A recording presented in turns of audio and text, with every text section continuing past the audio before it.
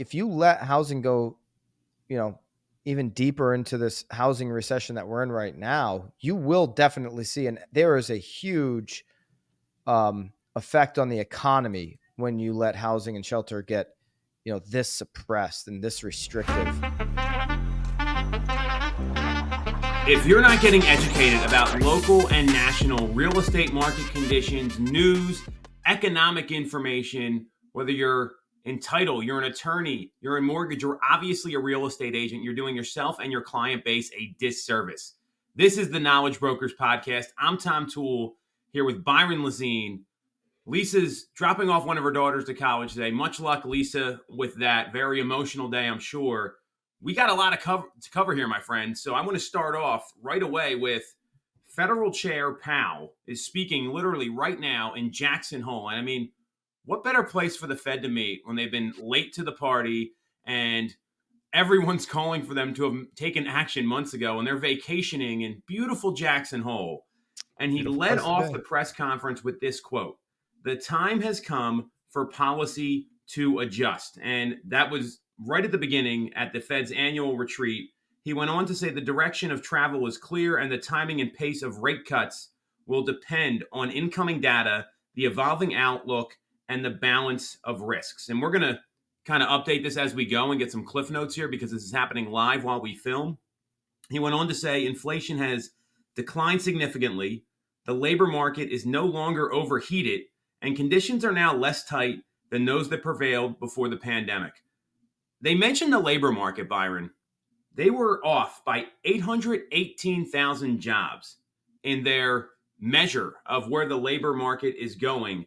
It's a 30% margin of error. BAM did a great article about this earlier in the week, and they've been leaning into this, hey, the labor market's really strong, and they were off by 30% from the 2.9 million jobs they initially reported. That's the lowest number or the largest decrease since 2009. That was coming off a financial crisis. It's the second largest ever in history. Yeah, I mean, so that's even more impactful. And I want to give you this quote from Amy Nixon, and I want to get your reaction on this because there's so much that went wrong here. And if you and I were off by 30% pricing a house, I probably would be fired. So I want to be really clear about that. Amy Nixon, she's an economist down in Dallas. She was on CNBC as well, and she said that the Fed is like the designated driver at the party that showed up 2 hours late and was drunk and started buying shots for all their friends. I think that's a great way to sum this up. She actually thinks she might be banned from any TV appearances after this. What do you think about all this? This is egregious, and we've been talking about it for a while on the pod here, but so have a lot of other people, like Logan Motoshami comes to mind. He mentioned the Fed overplayed their hand. What does Byron Lazine think? And Barry Sternlight too. We mentioned Barry Sternlight in the past on this pod. Well, buying shots for all the friends means when you're Jerome Powell and the new administration takes over, you encourage them to take out an additional $2.3 trillion. In fact, Jerome Powell said at the time, this is going to be the last time you're able to print this much money.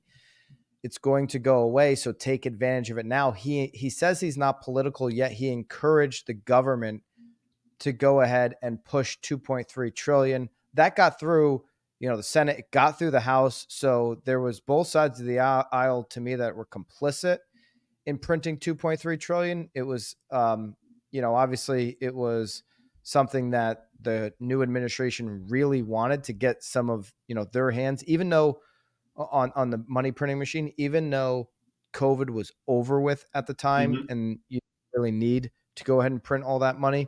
And that really poured gasoline on the fire when it comes to inflation. Then the Fed reacted way too late. That's what that quote that you're reading there. And so they reacted too late. And now Logan Motoshami said recently on an Instagram post, said the Fed's playing with fire because if they don't react now, we could be faced with an economic recession and certainly a deeper housing recession. We're already in a housing recession. So it appears, though, that the Powell pivot is fully complete. He has guaranteed essentially with, this morning's comments, really as we're recording this, he's commenting in Jackson Hole that he is going to cut the rate. Actually, Bobby, don't go to the Motoshami video. I mean, I kind of summarized what he said there on that. If you can go to the Nick Timiraos tweet that I just sent you, Bobby, that would be great. So this tweet just went up within the last 20 minutes as Jerome Powell started his press conference in beautiful Jackson Hole. Nick Timiraos from Wall Street Journal is basically, they call him Nick T. He's basically the Adam Schefter of the Fed. Wow. So it's like, how does Shefty always get all this, inside information on the NFL? Well, he's got every owner on speed dial. It appears with how consistent and early with information Nick T is that he's got, all the Fed chair people on speed dial. So he says the Powell pivot is complete. He's dovish across the board. Here are some of the quotes. The cooling in the labor market conditions is unmistakable. Well, it's unmistakable now. 818,000 job downward revision, second biggest in history. That comes in an election year. There's consequences. They always say there's consequences to elections. Well, there's consequences for that. People already didn't feel good about the economy. It seems unlikely that the labor market will be a source of elevated inflationary pressures anytime soon. Yeah, because it's in a much, much weaker position than we were led to believe. I'll get to even more of that here in a second. We do not seek or welcome further cooling in labor market conditions. So what has he said in the past, Tom? He said, if we can't get inflation down to our 2% target, then we will create, job loss, essentially. I'm summarizing what he said, but we're going to create some job loss. Now he's saying we do not seek or welcome further cooling in labor market conditions, acknowledging what Lisa said on this pod a few weeks ago about the SAM rule. Now, like, this could get out of control at the wrong time. You have 4.3% unemployment. That is on when you look at the graph, and I don't know, Bobby, if you can pull it. We have it. We have the graph. I went over it on yesterday morning on Knowledge Brokers. If you can go to the Fannie Mae projections and pull the graph of unemployment, I'm sure you'll be able to find it in the hot sheet show notes there. Okay. So the 818,000 jobs to me is a little more concerning. Because what are we left with now for job growth? What do we actually have for job growth now when you pull that 818,000 that we thought we had? You're left with a bunch of government hiring. And actually, when you look, here's a tweet. Don't forget that today's massive downward benchmark, second largest on record, is on top. It's on top, Tom, of the existing downward revisions to the initial monthly job figure reports that we've already seen. So when you add up the other revisions that we've been told on a month-to-month basis, job growth for the 12-month period was widely overestimated by almost 1.2 million. That's the real number, 1.2 million. So where have most of the jobs come from? Most of the jobs have come from government.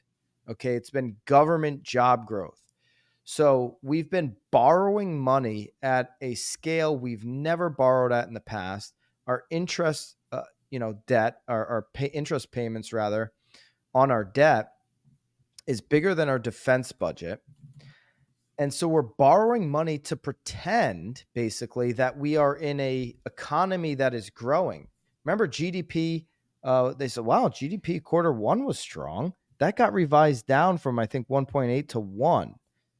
1% growth is not strong when you're spending at this scale, when you're borrowing and spending. So all of the jobs that we're creating are government jobs. And so until Powell will take this restrictive policy off of the free market and allow business to get back to operating, you're not going to see much job growth. In fact, you'll probably see that unemployment number go up even more, hopefully not as rapidly as it has. So yeah, he needs to cut. I know CME Group, I think, is still calling for, as of this morning, leaning towards a quarter point. to Yeah, me needs. it's 67.5%. It actually is down 5 points since I prepped for the show, since this Okay. announcement. And So that's there, since Powell's comments. yeah, since Powell's comments, I tend to agree with you. I think you need to see a 50 basis point cut at this next meeting. I mean, there's got to be something Absolutely. significant here.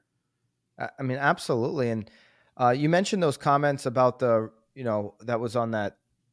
I think that was a Fox Business or CNBC clip that I CNBC. sent you, um, where, all these, if you let housing go, you know, even deeper into this housing recession that we're in right now, you will definitely see, and there is a huge effect on the economy when you let housing and shelter get, this suppressed and this restrictive, because it impacts so many different businesses and vendors and tradespeople and supporting players to the economy, to the housing sector.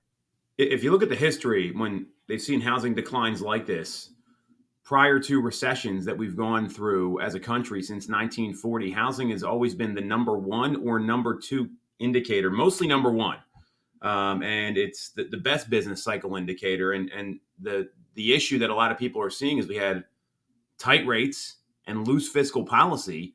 And now you're seeing the Dow really rally here. The Dow's up 300 points since this announcement. I mean, people are 400 points now. Excuse me. So the market and all these experts and people that have been calling for this, I mean, they're saying they should have been done 2 months ago. So the Fed just continues to be slow to react. I mean, you even talked about the owner's equivalent rent measurement that they use, which is a made up number, and has some of the most weight when they look at CPI data. So everything that's happening here, it's just it was easy to forecast that this was not going to go well. And now all of a sudden the data comes out and they're never going to admit they're wrong. But now they're going to the policy that people were calling for months ago. And the housing stuff does concern me given what history tells us. I mean, that's a very real thing. And we've talked about that a lot on the pod here. No, So that's interesting that you say that. They're not going to admit that they're wrong. Um, you know, it's, we haven't heard Powell ever say that he reacted too late. He's kind of said, maybe we went in hindsight a little bit too late. He didn't come out there today and say, wow, we really missed on our analysis here on how strong the job market was, because, this is what Logan said in that video. You can no longer use the terminology that, well, we can't reduce this restrictive policy, meaning we can't ease the rate because the job market is just way too strong and jobs are going to fuel, inflation. In hindsight, they were completely off on that. The jobs were overstated again at a time when, you need full transparency. You can't have the second biggest miss on this. And the biggest miss, to your point, since 2009, which is concerning because we went into a deep recession there. So that was rough. It starts to raise red flags like, whoa. I mean, if they're going to, my point is, you can't have this big of a miss when you need a year of transparency with what's going on in November. You got to have full transparency on what the economy looks like. The economy, people already understand that this economy is not working for them. And now if you say, well, it's just because, things are inflation, things that we've never seen before. Well, the only other time we didn't see things like before that you can relate this miss to on the job miss is 2009. That's not a good comparable. That doesn't make me feel great. Bobby, I emailed you that that chart that I wanted to show on the unemployment. This one here is fascinating. We should link this up too in the show notes for the pod. There's the link from yesterday, Bobby, on Hot Sheet is where they can find this. Look at that peak there. That is incredible to me. That's what we're saying. I mean, it's I mean, we know why that happened, but look at the bottom right. I mean, that is the SAM rule in effect. That's where we are right now. The bottom right of this chart, historically, a sharp rise in the unemployment rate has coincided with a recession. That increase on unemployment right now that we're currently in looks exactly like every other increase right before a recession. It starts off very sharp, going straight up, and it continues thereafter. And so that's the thing. How deep is the continuation going to be? If you look in the early 2000s, that continuation just went from basically where we are, now, it was just under 4%. Then it went up to 6, kind of topped out just above 6% in 04. We don't want the 08, 09 deal. We were above 4%, and then we went up over 10%, remember? Obviously, I'll just take 2020 out of it because that unemployment went so high and it was so short-lived, and it was obviously it's a different situation. It's totally different situation. Late 80s, you go from 4.5 up to 8%. You go to 5 basically to 8%, and you do it very quickly. Okay. And we haven't had any spikes, like the one that we see right now on this, that don't go higher and don't lead to a recession.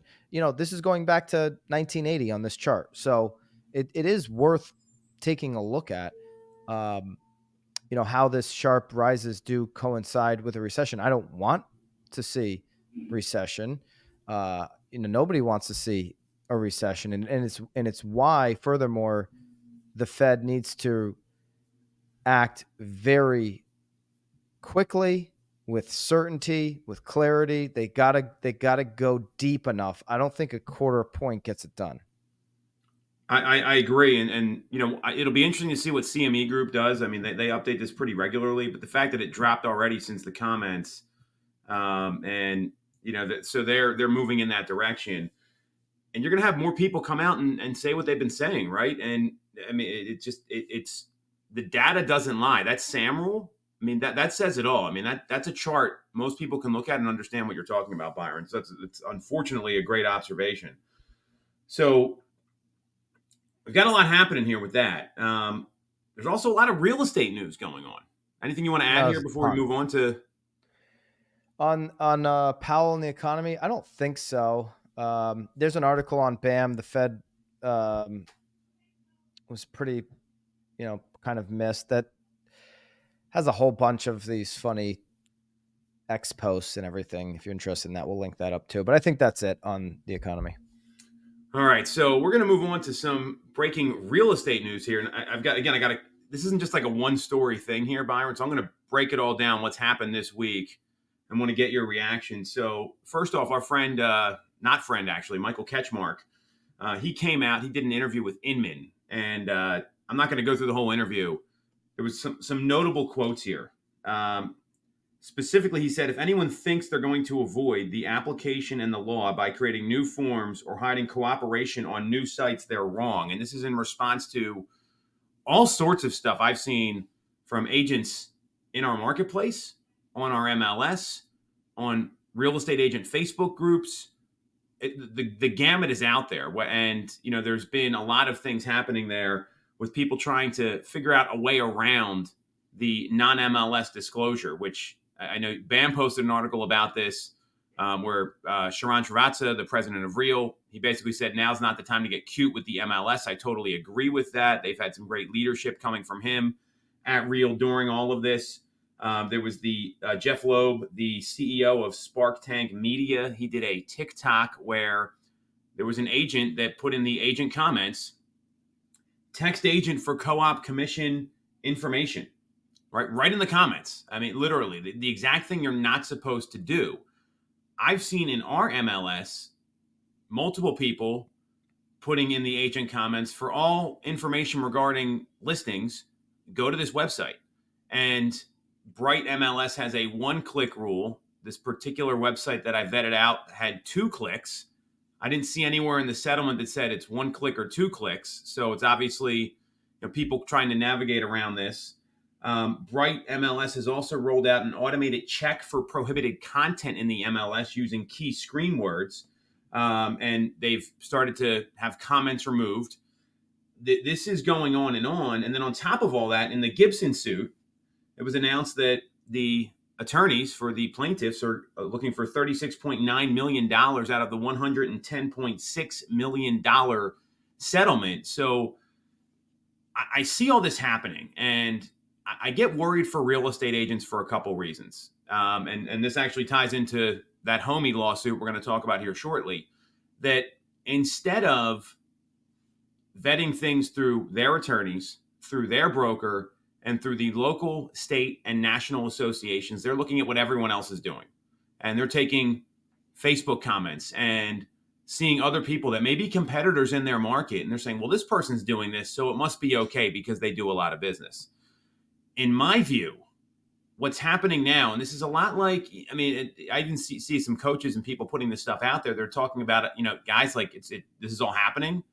You've got two options. One is you can focus and say how on all these changes and how unfair they are, or you can focus on your business. And the amount of time you take to try to get cute with the MLS or figure out some workaround instead of here's our system, here's how we're going to do this, and we're going to automate this as much as we can and also comply fully with the settlement, not 90% or 80%. I mean, there's fines already getting issued.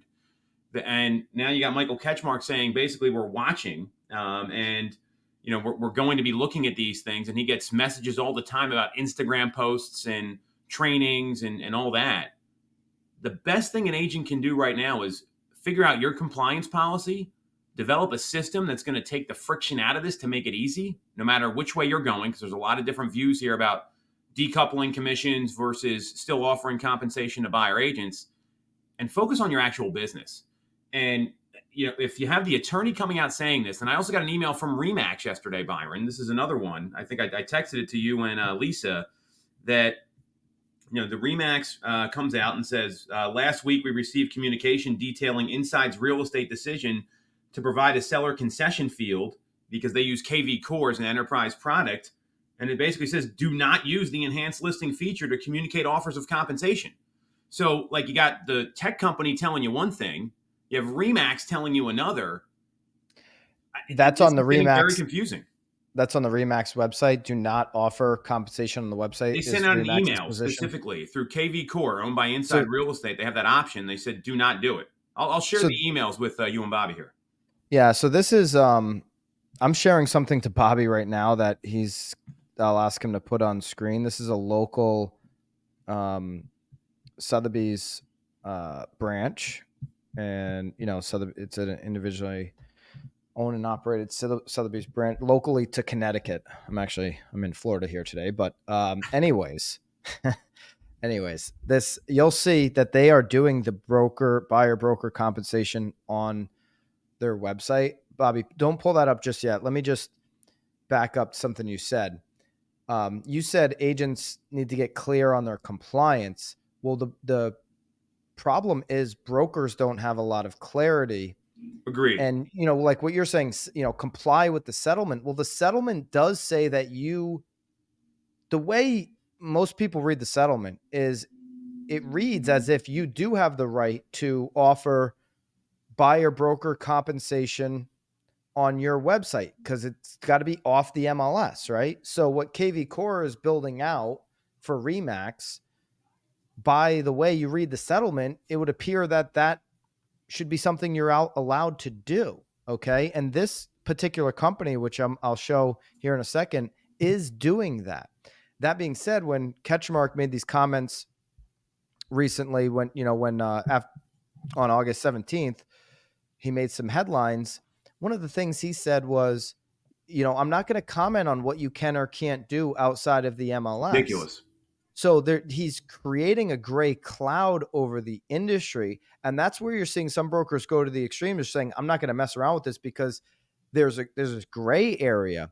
And what Ketchmark says is, if you're breaking the spirit of the rule of cooperative compensation being removed from the MLS, he'll say with certainty you can't do it on the MLS, but he won't say if being on your own website is fine, because he starts talking about the spirit as if we're, at a homecoming, pep rally or something. I don't know what he means by that. And, he probably doesn't even know what he means by that, but he was not willing to say one way or another what you can and can't do. Here's a company in Connecticut that has decided, Bobby, if you can put that up on the screen.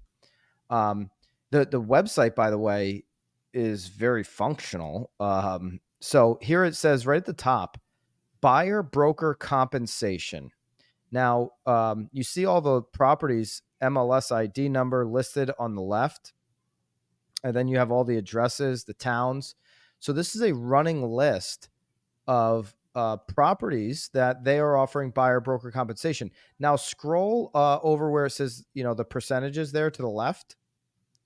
And if you can just pick one, see, Tom, do you see every single one says PDF next to it? It says a percent and then PDF. So click the PDF. They actually have, open up that PDF if you can. They actually have the PDF, which is, okay. They actually have the broker to broker compensation PDF attached on every single listing on their website. So where they're the listing brokerage, and this is a phenomenal brokerage, by the way. This is an outstanding, one of the best Sotheby's operators in the country. So look at what they're doing. So they're reading this lawsuit. You can pull that off the screen. I don't want Paul Brunick calling me and yelling at me for doing that, but it's on a public website. So what do you want me to do? It's available for later, Byron. It's available for everybody to see. So I've seen a lot of websites like that, and there's a question that was raised by our legal department, and I don't think anyone knows the answer. Here's the point, right? And you're absolutely right. There's these comments that it says you can put it on your own brokerage website or your agent website. That's right in the terms of the settlement.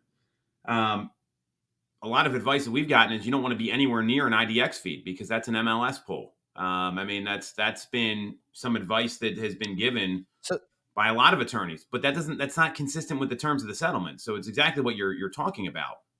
So maybe Sotheby's used to do this particular branch. They used to upload all their, they didn't take the MLS feed. They used to upload everything into their system so that it would feed to Sotheby's International. They didn't want the big thing back then was they didn't want the photos compressed. This was over a decade ago. I don't know if they're still doing that or not, but so maybe they're still doing, basically 2 uploads, an MLS upload and then upload into their system. And they're saying, we're not doing an MLS feed. And that's maybe, to your point, how they're completely separated from any MLS attachment there.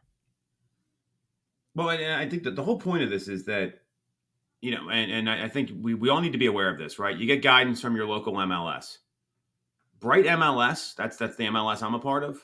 They're worried about Bright. They're not worried about anybody else. PAR, Pennsylvania Association of Realtors, they're worried about PAR. They want to make sure they're compliant for their organization. So you've got to look at what's in your best interest. And I think that's probably the best advice I have for everybody. Don't look at what other people are doing. Focus on your business plan. Focus on what's going to actually drive your business, which is talking to people and setting appointments as a real estate agent. And make sure you're getting the right advice to protect yourself, because there's a big gray area here. And these other organizations, like look at the California MLS and Bright. Remember a couple months ago, they had the concessions field they were going to offer out compensation on. Well, California removed it. Bright removed it as well, but they still have the concessions field. They just don't have the ability to list buyer brokerage compensation, which they shouldn't based on the terms of this. And now Bright's got their 1-click rule, right? So you can go to a website and you can click on the website, but if it's 2 clicks away, you're okay to display compensation there, but you can't do it with 1 click. This is what I'm talking about. You've got to look out for yourself as an agent, yourself as a brokerage, as a team, and there's systems to develop here. Just like, think about back to COVID, Byron. Like, we had to get all the COVID disclosures signed and all that stuff. We figured out a way to be compliant with what's happening. That's what I want to encourage everyone to do, because you got these people like Michael Ketchmark coming out, and we're going to talk about this homie lawsuit here in a second, that they may come back for more here. And who's to say there's not another attorney that comes out and says, well, I saw you did this, and even though it's compliant with the settlement, I don't think it's right. And they're going to sue again. I think that's what we need to be aware of here. I mean, and there's a lot of people that are operating that way. A lot of friends of ours that run massive real estate organizations, they're concerned about that. And it's a valid concern given the climate that we're in. Absolutely. To me, somebody said to me, in about a couple of months after this is all gone away and everything like that, do you feel like you're going to run out of things to talk to? I said, first of all, I've been in this industry, 12 years, well over, from the brokerage side, 12, 13, whatever it's been. There's always something to talk about Yes. in our industry. There has been. I remember the first episode of the Real Word podcast was late 2017. And that video went all over the place because this guy was starting a campaign called Stop Zillow, who Oh, then that went guy. on to Yeah. found 72sold.com. There's always, this is an industry filled with stories and all of that, but to be naive to think that the conversation around what's going on August 17th by October 17th, which is, by the way, VIP kickoff day for Bam Mania, I'll that be by there. October, Tom will be there, that on October 17th, we're not going to be still going through the messy part of this. There's not only the messy part of getting kind of really familiar. The settlement doesn't even get settled until November. And then you're going to have an entire year of lawsuits piling up at, the doorstep in Chicago of the NAR headquarters. You're going to have a whole bunch of these lawsuits. So you mentioned the Homey one now that was announced this week. We had the Michigan one. Mm-hmm. We had that Casina group who submitted one and then withdrew it. I don't know if they got legal advice to withdraw. They got cold feet, whatever the case may be. These are all small potato lawsuits compared to what's coming. Anybody who's really talking to some of the big brokerages that are above the 2 billion, but who haven't settled yet in that middle, there's some monster litigation coming against NAR, and NAR knows it. This isn't a secret in the industry. I'm not going to name names, but there are significant monster complaints, lawsuits coming NAR's way. So there's going to be all of that to deal with. Will NAR survive? There's a whole bunch, but you know who's going to survive, Tom, is so the attorneys for the plaintiffs in the Gibson antitrust lawsuit.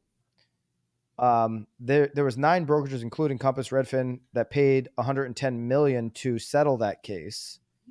Michael Ketchmark, lead attorney for the plaintiffs in the Sitzer Burnett lawsuit, is asking for 1/3 of that amount.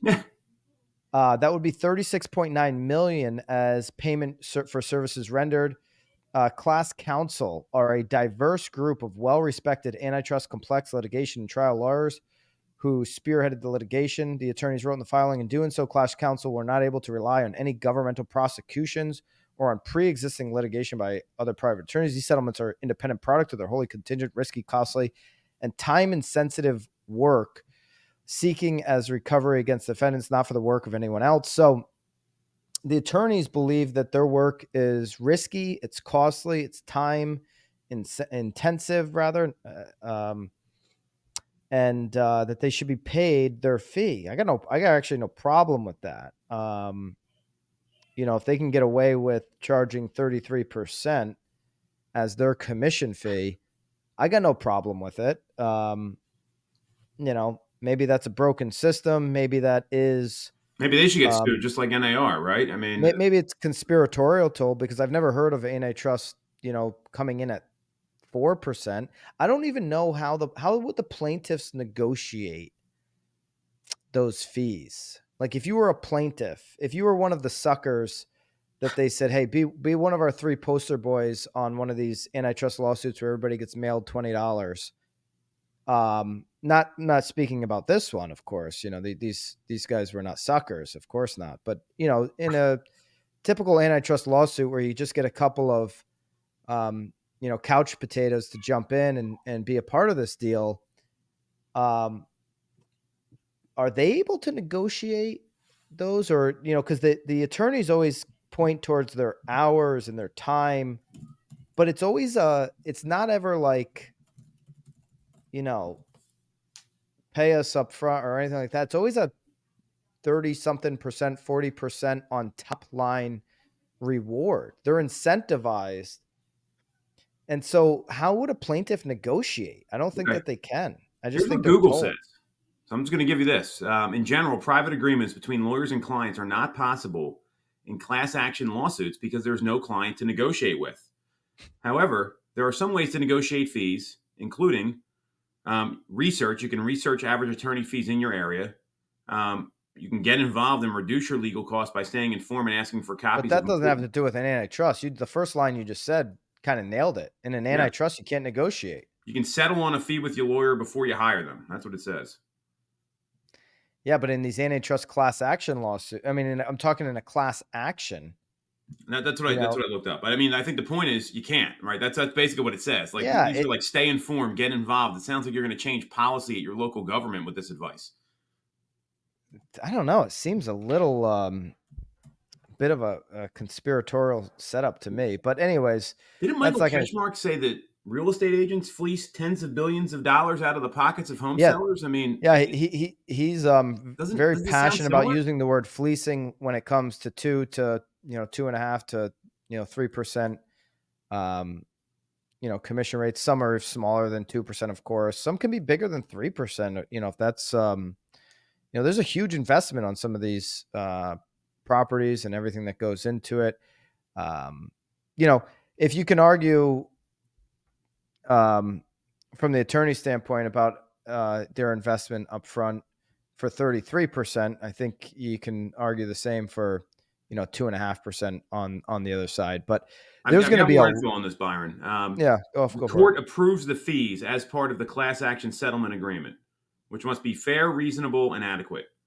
And the court considers factors like relief provided to the class, the costs and risks of trial and appeal, and the effectiveness of the proposed distribution method. The court also considers the terms of the attorney fees, including the timing of payment. And this is specifically for antitrust class actions.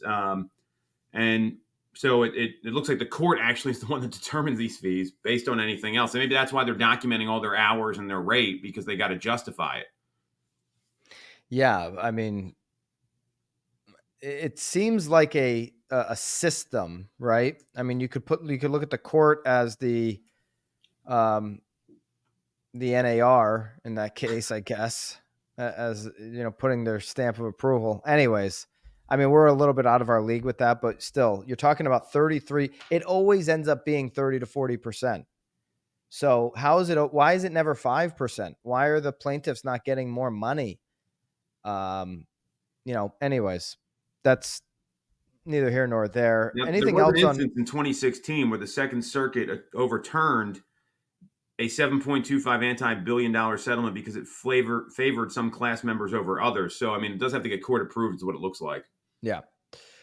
Anything else you've seen this week that knowledge brokers should be, putting into practice or really mindful of over the next 7 days, as an example? Yeah, I mean, I think what's continued to happen. So I wasn't on the pod last week. So we have our team and our brokerage, right? A lot, probably very similar setup to where you are. And, the folks, it's mastering these documents and knowing how to prepare everything. Because if you don't know how to do that, you could easily, as a buyer agent or even a listing agent, not get paid for the work that you're doing. And instead of trying to, outthink everybody here, just follow the advice. I mean, we run in some coaching circles, and the running joke is that I'm like Mr. Coachable, right? Like I'm like Forrest Gump. I'll run right out of the stadium because once I get someone that tells me something that's working or that's how to do it, just do it. And there's so many people trying to think they know better, and it's taking their time away from their business. And like, there's things to do right now. Like you got the fall coming up, right? Like it's a great time to reach out to folks and talk to them about, hey, we're seeing more inventory come to the market as we head into the fall. Do you have any real estate plans I should know about? Like some really value-based follow-up these next 7 days. There's so much opportunity out there because, I mean, you're in these Facebook groups and everything else. This is all everyone's talking about.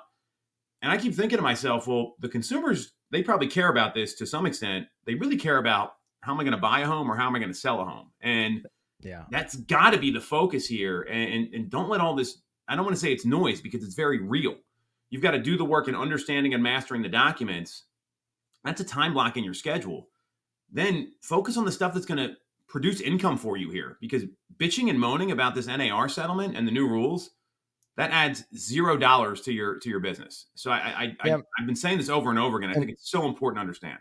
And I think understanding what's going on across the industry is important. Yes. Because like anywhere, for example, Real Estate News reports anywhere is encouraging offers of comp. Okay, so they're asking big questions of the MLS. Top execs discuss how the company is addressing industry practices, including its intention to display compensation on its listings. We just showed you an example of another broker, a Sotheby's affiliate, which would fall under that Anywhere brand, doing that, taking that approach. We know Real, for example, and EXP have been on the other side of that adamantly. They do not encourage offers of comp. They do not practice broker to broker compensation. So as an agent, you have to look at all these now models emerging and decide which one do I want to practice under, because you do truly have a lot of different options right now. I'm not suggesting anybody goes and, tomorrow is going to be one full week. Okay. It goes and pretends like they know and understand what the best model is, but continue to study, continue to observe. And what I would anticipate is that the market will flow to, what works the most. I think the majority of brokers are going to, if something's working in the market, they move to it just out of natural competitive. A free market does that, right? You didn't see, when Netflix came out, you didn't see, Disney and Hulu and Amazon try to create something that was completely different or that looked like cable. They said, wow, this is working. Let's adapt and adopt this model, and go ahead and create our own, version of that. And so that's what you'll see here. You've got a lot of brokerages going a bunch of different directions, and what the consumers ultimately decide is best for them is probably going to win out. And you'll see some adjustments. You'll see some pivot. You'll see some Powell pivoting from brokerages once it kind of all plays out. But as an agent, you should be observing that, understanding it, seeing what works. You could pivot. You could always pivot first if you see something really working in your market. As a listing agent, you got to know all the models. And this is where, I mean, we've talked about this off the pod here. Pre-qualifying your clients before you go meet with them, potential clients, any listings you're interviewing with, you've got to know, are they interviewing other agents? Because you should have known that anyway. That's a question you should be asking beforehand. My coach taught me that a long time ago, because you want to know what you're walking into. Now, Byron, to your point, there's all these different models that are out there. Well, there's going to be some people, like you said, the EXPs or the Reals of the world. Hey, you don't need to pay an agent for the buyer. So the fee is going to be whatever that number is. Let's call it X. And then there's going to be other people that suggest compensating a buyer agent. So that's going to increase the fee that and the compensation the seller is going to be responsible for. You've got to know how to handle that conversation. I'm a big believer in options. And hey, here's one option that we have. Here's a second option. Here's a third option. Here's the pluses and minuses of each, Mr. Seller. And I can work with you on any of them. I'm good. I just want you to know what we're getting into. That to me is, you're going to have to test this a little bit too. And if you go too hard one way or the other, you might cost yourself some business. So the listing side to me is going to be important, because you know as well as I do, there will be agents that race to the bottom just to get the listing signed. We've talked about this at length in our accountability calls and other things that we do. You've got to know the options. You've got to know the scripts. Don't change them. Master them. And when you master the script, then you can navigate these things pretty well. I mean, that's what we're seeing. I'm on appointments doing this right now, and we're offering options because we don't know how this is going to shake out. The bottom has been available throughout history. It's been there throughout history. And so, yeah, some agents are going to now adopt or race to the bottom just to win a listing. Hopefully in those cases, they don't overpromise and underdeliver, meaning the customer expects premium services at a really reduced rate. Because we know what happens on those, very low bottom, flat fees or rates. The services, the marketing, is always, very much suppressed or non-existent. Locally to Connecticut, there's my parents' old neighbor. They don't live next to this person anymore, but she owned one of the, listed on the MLS yourself sites. Okay. And I forget what hers was called, but or I think she still owns it. Anyways, where you can just pay $500 flat fee and get your home listed onto the MLS. Basically a for sale by owner conduit into the MLS, Tom. Mm-hmm. And Tons so of them. she posts on Facebook. My dad, I didn't comment, obviously. My dad got in there and got all fired up, but he sends me this Facebook post where she's ranting about it's about time with the August 17th, with the settlement, process going into practice. And so my dad reminds her, he's like, hey, when I sold my house next door, which obviously we did a whole bunch of drone photography, there was some water view stuff and whatever the case may be. She, like a year later, sold her house. And because she's, basically wants everything for free, she stole the drone photos. We never said anything to it. I don't care, whatever. But she stole the drone photos that basically the broker, my dad used us, the broker, right, that we invested in to go and try to then circle her house to market her house as the, on her for sale by owner website. He's like, hey, agents make a huge investment. It's not just, all the experience and all this. It's also a monetary investment that they make. Mm-hmm. Do you remember when you stole my photo for your listing? So, it's very contradictory there. Do we want to wrap with this? Let's talk about the Homie case. I know you got a hard stop. Oh, you want to talk about the Homie case? And then we have that FTC we could mention because we talked about it in the past on the pod. Sure. Let's hit the FTC first, and we can wrap with Homie. So okay, FTC. Yeah. So they came out, and there was a judge, Judge Ada Brown. She basically struck down the ban on worker compensation agreements. This was August 20th. She's a federal judge in Texas, and she said that the FTC, who is supposed to enforce federal antitrust laws, does not have the authority to ban practices it deems unfair by adopting broad rules. Judge Brown temporarily blocked the rule in July when she considered it, and that was supposed to take effect in 10 days here, 11 days. And what she said was the commission's lack of evidence as to why they chose to impose such a sweeping prohibition instead of targeting specific harmful non-competes renders the rule arbitrary and capricious. So I tend to agree with this, by the way, because there's varying levels. Not tend to. I'm a big believer in this, just to be really clear. This is finally a win for business. Business, yeah. And you have certain kinds of non-competes, right, where it's like a non-solicitation almost. Like you worked at a company. Let's use real estate sales. This is a very prevalent problem that we see all the time. You worked for a company, they provided you business. Once you leave, you can't solicit that business, right? Like that. And after this has been there's been money spent on it. There's been time invested. If you got inside salespeople cultivating these people, all these things, or even maybe a personal client of a team leader that gets referred. So I think this is a big win here. And there's some that maybe are too restrictive, but you can't just have a broad rule that says you can do whatever you want.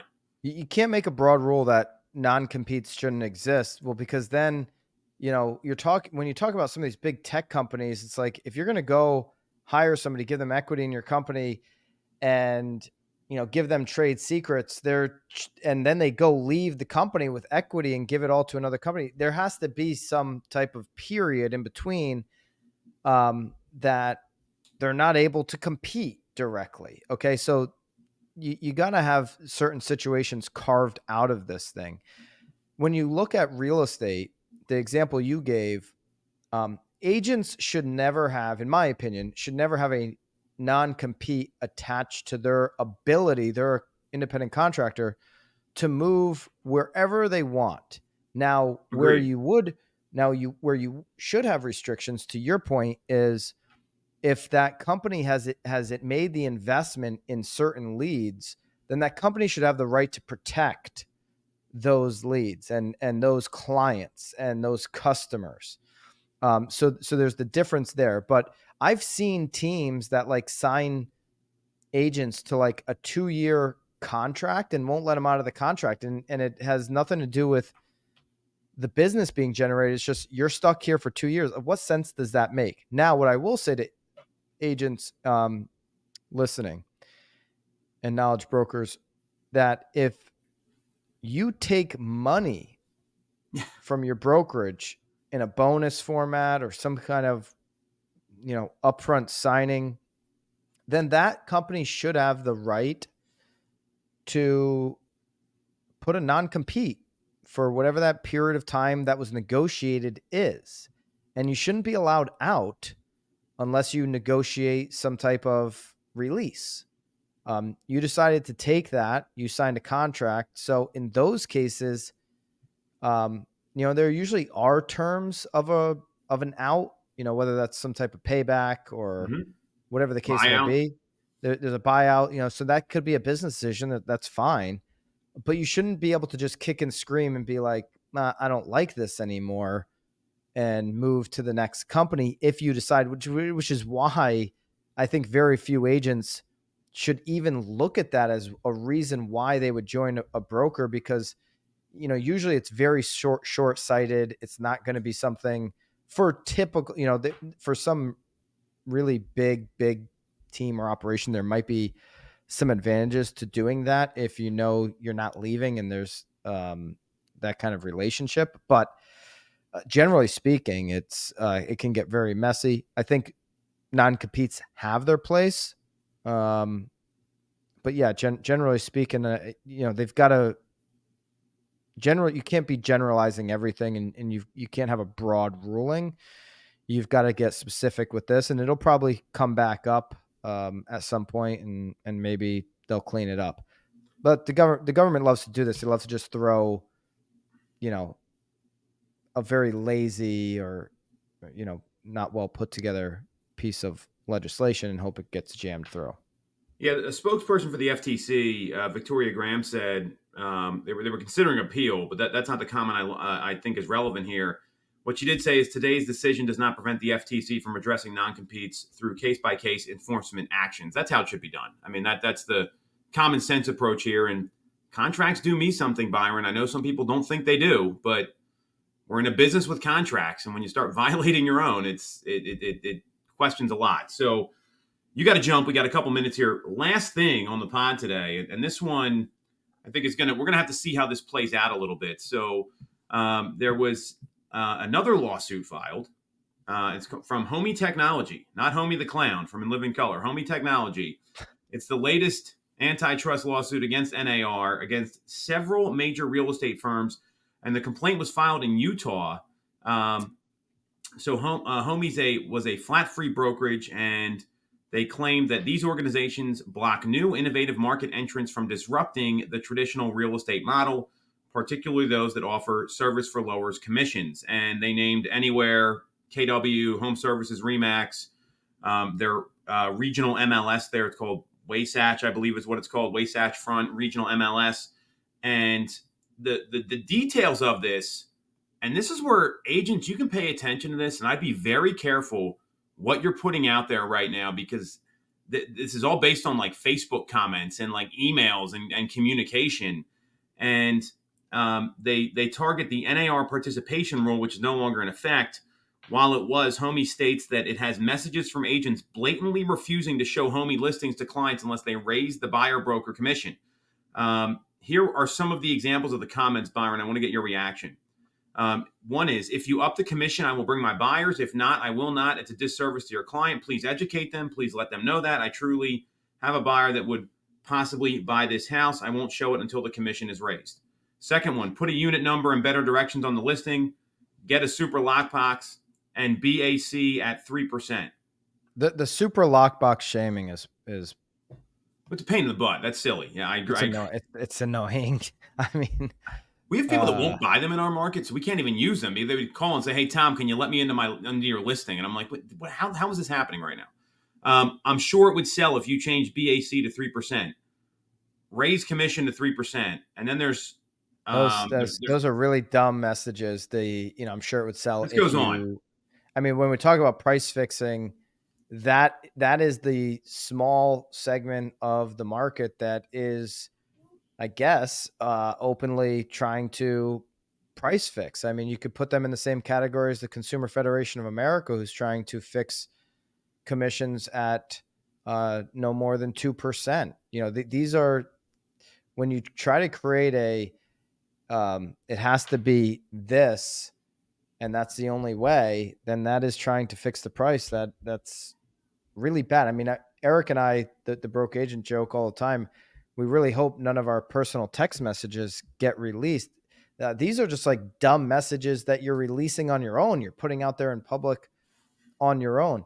The first one where you said, my buyer would take a look, or I'd show it to my buyer if, I mean, boy, your buyer better be directing you to say that.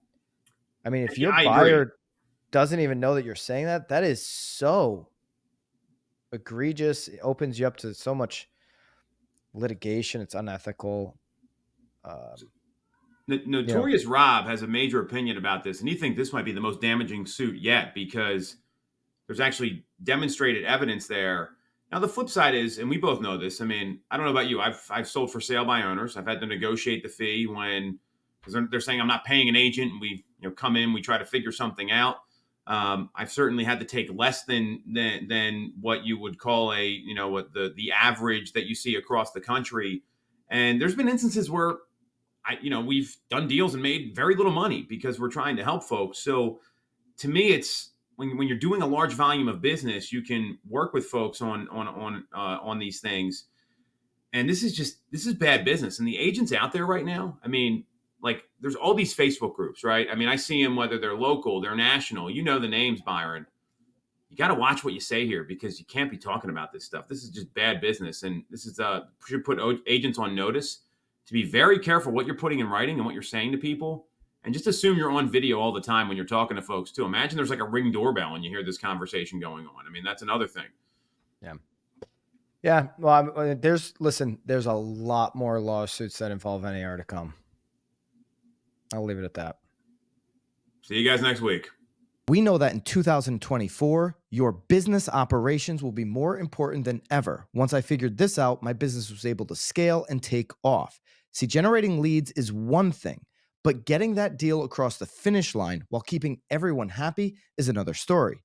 Enter Mosaic, everything you need once a lead becomes a client. Mosaic picks up where CRMs leave off to streamline the client experience and maximize your productivity. It's the operating platform that gives agents and teams everything they need to stay organized and proactive throughout the entire transaction process and beyond. Transaction management, forms, AI-powered collaborative search, client retention capabilities, and advanced analytics for your business. In other words, you can use Mosaic to create a powerful flywheel for your business. It will help you close every deal, boost your profitability, and generate more repeat and referral business. If you need a better way to run your business, check out the link below and learn how Mosaic can help you today.